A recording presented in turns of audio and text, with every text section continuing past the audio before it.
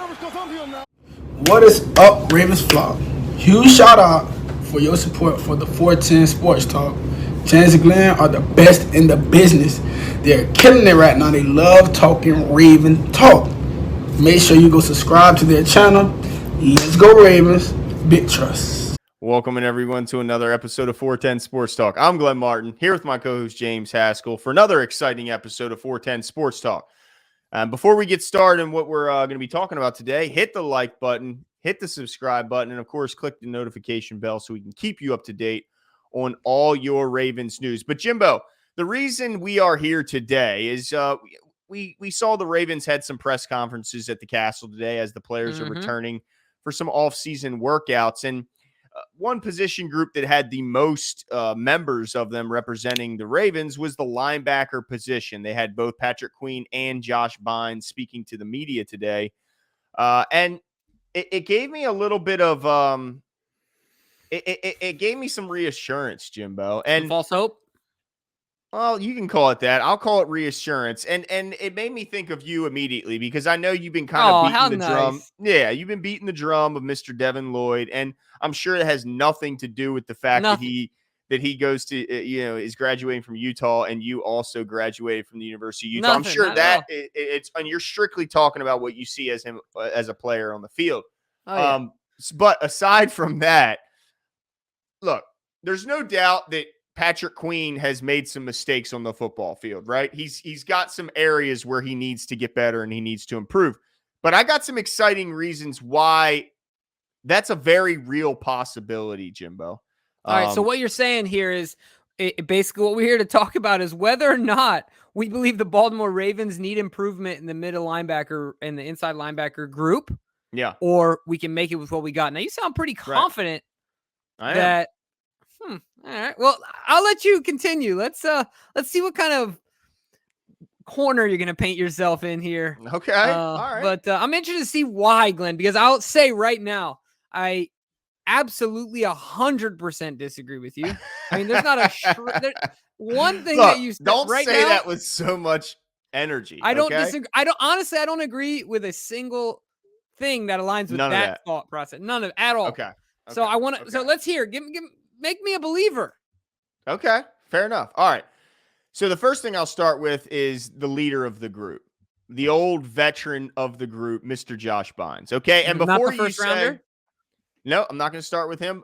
That's my cleanup. That's my cherry on top. Okay. Because he cleans up tons of plays. You know what I mean? All right. Well, just hear me. Sorry. Go ahead. Go ahead. Okay. So in just 12 starts last year, Josh Bynes, of course, was called in as we called him out of the bullpen. Going to need some help at the middle linebacker position after some early season struggles. Yes, from not just Pat Queen, but also Malik Harrison. And of course, the injury to LJ Fort didn't help. So in just 12 starts last year, Josh Bynes amassed 76 total tackles, including also 2 sacks and 4 pass breakups.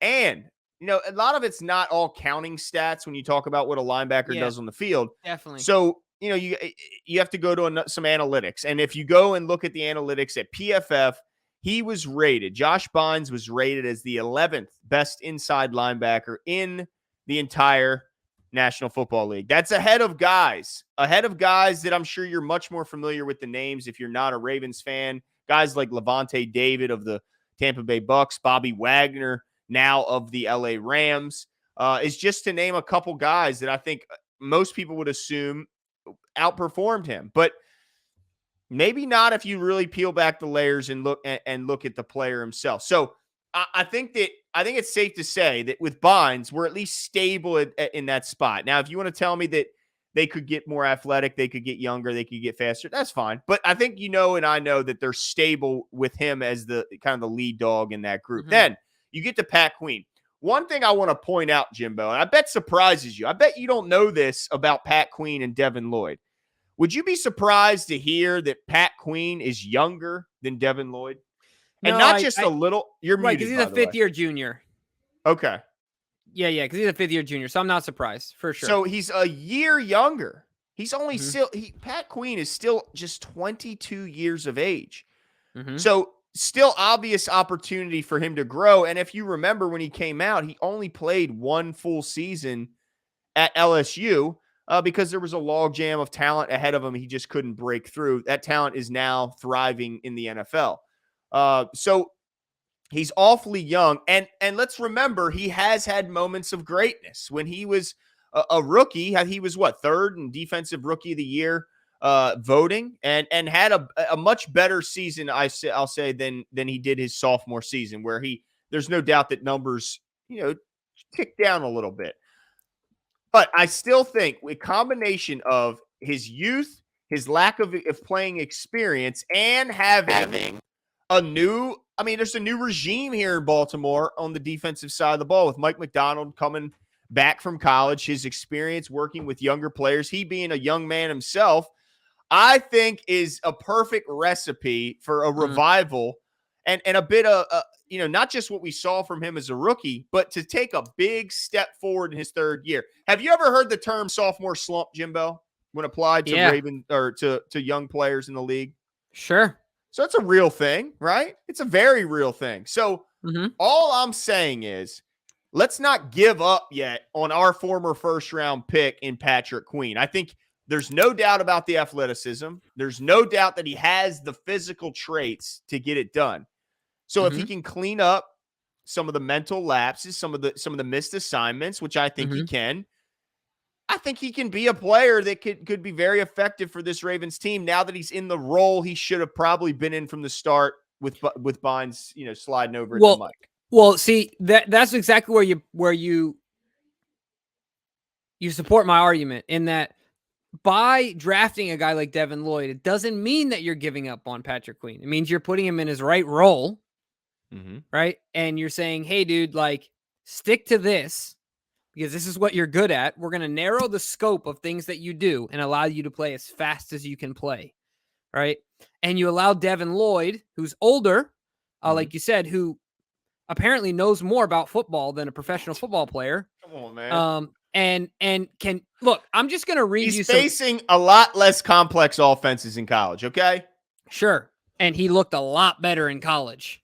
I'm going to read you this because I think that this is important, because it not only speaks to him, it also speaks to what concerns me about Patrick Queen. Okay. So one of the things that it says here is that he has good athleticism, quickness, and agility. Great. The passing game is an area in which he improved between 2020 and 2021. His initial assessment was more as a 2-down backer when he came into college. And he's grown. He's developed into a 3-down player that now, according to PFF, can cover tight ends at a high level and makes him the most complete linebacker in this class and the surest bet on the defensive side of the ball.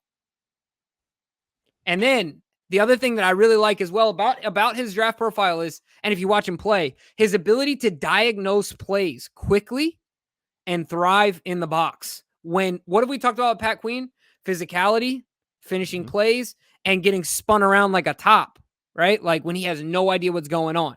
So my thing is that Devin remember how back in the day, blueberry marmalade and crunchy peanut butter was what happened to that, man? Yeah, maybe this is what it really should be, right? Like maybe this can be a good marriage. You talk about Thomas and Kuechly, right? Like you talk about, even Ray had his fair share of guys next to him, right? Even Mosley had Orr. You talk about Ray and Scott. You talk, Ray Lewis and Bart Scott. Like there's always counterparts. A good linebacker group is 2 guys. We're dependent on Josh Bynes, who's on his 80,000th contract with the Baltimore Ravens.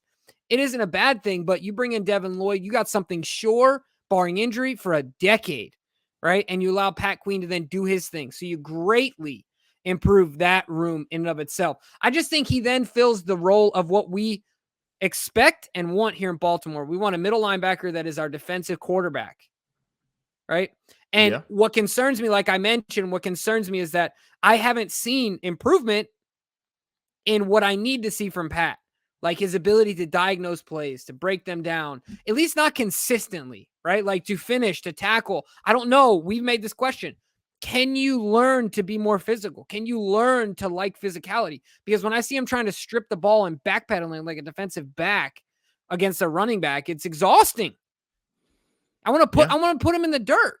So that's why I couldn't agree with any portion of your argument. I just couldn't. I'm physically and mentally, emotionally unable to, because I think Devin is an incredible leader. Like everything from here, which is what's most important, to his physical play, is exactly what we're missing. And like you said, a lot of it comes from Josh, but Josh is going to be retired soon, or coaching his kids' high school team, right? Like how it's a Band-Aid. It's not a fix.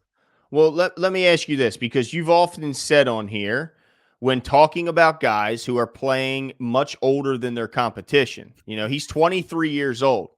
Yeah.